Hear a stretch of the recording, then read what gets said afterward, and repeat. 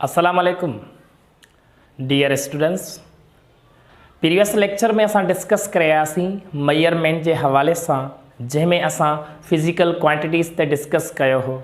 Physical quantities में असां उन जा टाइप्स डिस्कस कया हा, जीअं असांजा fundamental quantities, derived quantities and supplementary system of units के हवाले से जस्ट हिकिड़ो यानी इंट्रोडक्शन कयो वियो हो।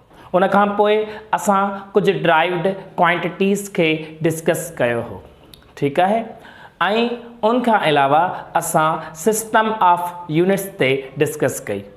हाणे असां हींअर फिजिकल क्वांटिटीज़ में जेके एसआई के मुताबिक यानी सिस्टम ऑफ इंटरनेशनल के मुताबिक असांजो स्टैंडर्ड डेफिनेशंस ठाही वयूं 7 बेसिक क्वांटिटीज़ एसआई के बुनियाद ते। हाँ उन्हनि जी डेफिनेशंस के असां डिटेल में यानी एक्सप्लेन था कयूं त ॾिसो त हाणे असांजे अॻियां कुछ यानी एसआई डेफिनेशंस आहिनि।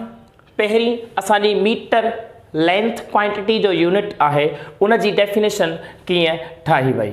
स्टैंडर्ड यानी पूरे इंटरनेशनल पूरी दुनिया में हिन वक्त मीटर जी डेफिनेशन हीअं वज़ाहत कई वेंदी आहे। हाणे ॾिसो, it is the length of the path traveled by light in vacuum during a time interval of 1/299,792,458 of a second।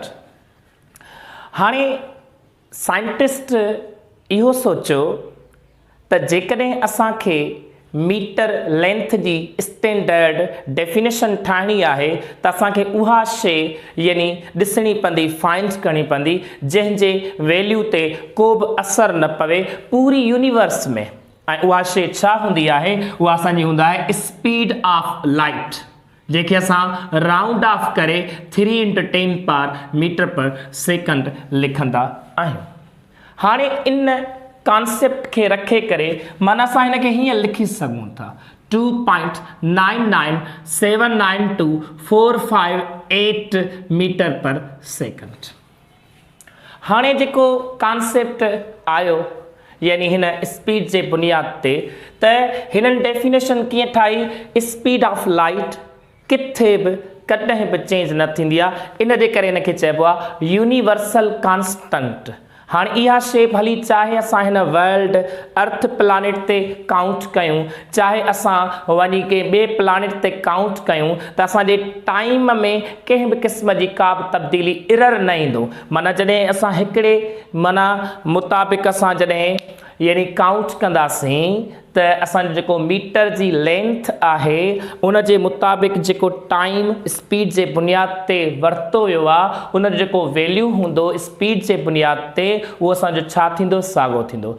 जेकॾहिं स्पीड ऐं टाइम में का शइ चेंज नथी अचे त पोइ असां चवंदासीं इते जेको टियों टर्म यानी मीटर डिस्टेंस हूंदो उहो असांजो चेंज न थींदो। यानी इन जे करे हिनखे स्टैंडर्ड डेफिनेशन ठाहियो त it is the length of the path traveled by light in vacuum। माना जेकॾहिं असां ही कंसीडर था कयूं त ही हिकिड़े क़िस्म जो वैक्यूम आहे। सपोज था वठूं हितां खां वठी हेसि ताईं रोशनीअ जा रेज़ यानी वेव्स ट्रेवल था थियनि, ठीकु आहे। ऐं हिननि जी स्पीड केतिरी आहे? 2.997948 × 10⁻8 या असां 2997458 करे पावर जेकॾहिं न ॾियूंसि तॾहिं बि असां लिखी सघूं था 2997458 मीटर पर सेकंड। इहा असांजी छा आहे? स्पीड आहे। हाणे इन स्पीड सां जॾहिं ट्रेवल करे डिस्टेंस कवर करे रोशनी, लेकिन किथे? वैक्यूम में, जिते मीडियम न हुजे, स्पेस खला में।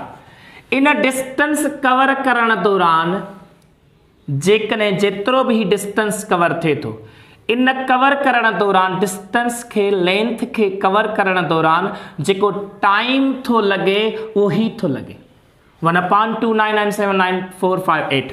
जॾहिं बि रोशनीअ खे कंहिं डिस्टेंस यानी लेंथ कवर करण दौरान हेतिरो टाइम लॻे त असां चवंदासीं जेको इहो जॾहिं बि यानी हेतिरे टाइम में जेतिरो बि लेंथ कवर थींदो उन लेंथ खे छा चइबो मीटर। माना रोशनी जॾहिं हेतिरे टाइम में केतिरो बि डिस्टेंस कवर करे उन लेंथ खे उन डिस्टेंस खे चयो वियो छा मीटर। इहा डेफिनेशन स्टैंडर्ड ठाही वई। उन खां पोइ किलोग्राम जे हवाले सां कॉन्सेप्ट आयो। किलोग्राम जे हवाले सां यानी हिकिड़ो मटीरियल खयो वियो हो प्लाटिनम ऐं उनजो इरिडियम ऐं ॿई इहे एलॉय आहिनि मिक्सचर ऑफ मेटल्स। हाणे सिलिंड्रिकल शेप में रखियो वियो आहे किथे kept at the international bureau of weights and measures in France में, जेको इंटरनेशनल यानी असांजो छा आहे वेट एंड मयर्स जो इदारो आहे उन मुताबिक़ उन में हिकिड़ो यानी सिलिंड्रिकल शेप में यानी हीअं रखियो वियो आहे यानी उनखे 1 किलोग्राम चयो वियो आहे जंहिंजो यानी हाइट ऐं डायामीटर छा आहे। डायामीटर आहे 3.9 सेंटीमीटर जो ऐं हाइट में घणो आहे 3.9 सेंटीमीटर। प्लाटिनम खे 90% ऐं इरिडियम खे 10% खणी करे इहो हिकिड़ो किलोग्राम वज़न मापे करे रखियो वियो आहे किलोग्राम जे हवाले सां। त माना इहो 1 kg वज़न थींदो गरो थींदो 1 kg। त इहो असांजो किलोग्राम जी हिकु डेफिनेशन ठाही वई। उन खां पोइ असांजी सेकंड जे हवाले सां टाइम जे हवाले सां डेफिनेशन सेकंड जी कंसीडर कई वई। पुराणे टाइम में यानी खोड़ सारो यानी कॉन्सेप्ट वठंदा हुआ टाइम जे मेजरमेंट जे लाइ। जीअं प्रीवियस लेक्चर में असां डिस्कस कईसीं सन डायल खयो वियो हो, वाटर क्लॉक खयो वियो, पेंडुलम क्लॉक खयो वियो। उन खां पोइ इन बुनियाद ते हिकु स्टैंडर्ड डेफिनेशन सेकंड जी ठाही वई जंहिंमें असां यानी जेके एटॉमिक क्लॉक आहिनि उन्हनि जे मुताबिक़ ही डेफिनेशन ठाही वई। कीअं ठाही वई आहे? The duration of 91926317770 periods of radiation corresponding to the transition between the two hyperfine levels of the ground state of the cesium-133। हाणे हिननि कुछ अहिड़ा मटीरियल्स पे ॻोल्हिया जिन मां रेडिएशन्स निकिरंदा हुजनि। मोस्टली जेके आइसोटोप हूंदा आहिनि उहे पंहिंजो पाण खे स्टेबल करण जे लाइ पंहिंजो पाण मां रेडिएशन्स वेव्स छा कंदा आहिनि पिया ख़ारिज कंदा आहिनि इमिट पिया कंदा आहिनि आइसोटोप्स। त इन बिहाफ ते इहे कुझु मटीरियल मिलिया असांखे जिन जी जेकी रेडिएशन्स जो वैल्यू फिक्स हुजणु घुरिजे। रेडिएशन जो वैल्यू फिक्स हुजणु घुरिजे। त पोइ हिननि हिकिड़ो अहिड़ो मटीरियल ॻोल्हियो जंहिंखे चयो वियो सीज़ियम। ऐं कहिड़ो? सीज़ियम जो आइसोटोप 133 वारो। हाणे इहो जेको एटम सीज़ियम जो कंसीडर कयो वियो हो उन में जॾहिं असां ग्राउंड स्टेट वारो इलेक्ट्रॉन कंसीडर कंदासीं उहो एक्साइट थींदो। एक्साइट थी वरी डी एक्साइट थींदो, एक्साइट थी करे वरी डी एक्साइट थींदो। इहे जेकी वाइब्रेशन पई थिए त इन मां रेडिएशन्स पिया निकिरनि। हाणे उन्हनि रेडिएशन्स जी फ्रीक्वेंसी मापी वई, फ्रीक्वेंसी न्यू मापी वई। उहा जेकी फ्रीक्वेंसी मापी वई सीज़ियम एटम जे रेडिएशन्स जे निकिरण वारी फ्रीक्वेंसी मापी वई माना कलर जे मुताबिक़ मापी वई। उहा जेकी रेडिएशन्स जे मुताबिक़ फ्रीक्वेंसी जे मुताबिक़ उहा जेकी वैल्यू मापियो वियो उहो छा आयो 9192631770। यानी चवण जो मक़सदु इहो आहे त हिते कॉन्सेप्ट कहिड़ो आहे त असां हिनखे यादि करण जो जेको सिंधीअ में तरीक़ो चवंदासीं 91 92 63 17 70। 91 92 63 17 70 इहा हिकिड़ी यानी वैल्यू खे काउंट करण जो हिकिड़ो मिड़ी मेथड आहे। त 91 92 63 17 70 इहो वाइब्रेशन्स जेकी आहे उहा सीज़ियम एटम जे हवाले सां कंसीडर कई वई हुई। हाणे ईअं ई जेकी लेवल्स आहिनि हाइपर फाइन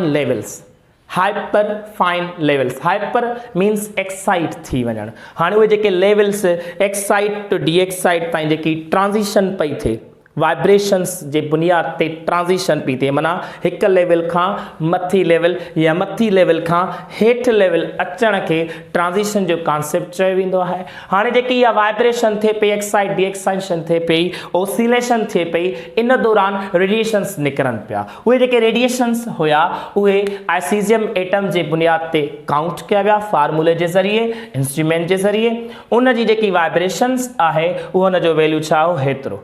जॾहिं बि सीज़ियम एटम 133 वारे मां हेतिरा रेडिएशंस निकिरनि, 91, 92, 63, 17, 70 रेडिएशंस निकिरण ताईं जेतिरो बि टाइम हुननि काउंट कयो, उन्हनि चयो इन खे चइबो आहे 1 सेकंड या सेकंड।